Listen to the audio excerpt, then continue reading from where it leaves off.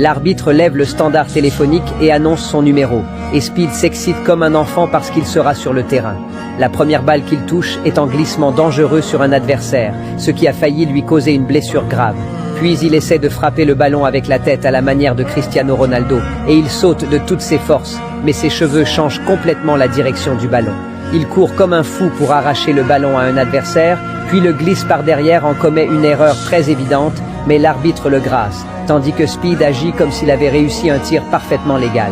Il essaie de casser une autre balle et commet une nouvelle erreur, cette fois en se mettant tellement en colère contre le joueur adverse qu'il se place sur lui et lui crie dessus sans aucune honte.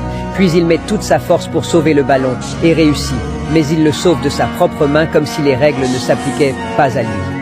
Il essaie de dérouter son adversaire avec des mouvements étranges de ses pieds et de ses mains, mais l'adversaire le regarde sans rien comprendre, et finalement Speed perd quand même le ballon. Il revient pour effectuer une intervention glissante inutile, juste pour montrer, perdant la possession et finissant allongé au sol. Il surpasse un défenseur en vitesse et est dans le cadre, puis tire hors limite pour la plus facile occasion de s'inscrire dans sa carrière. Il obtient ensuite un penalty, recule puis court vers le ballon et tire, mais le gardien réalise un arrêt. Sans trop d'effort, Speed enlève son t-shirt et se dirige directement vers l'arbitre qui lui est célèbre. Le carton jaune, comme s'il pensait que cela changerait quelque chose.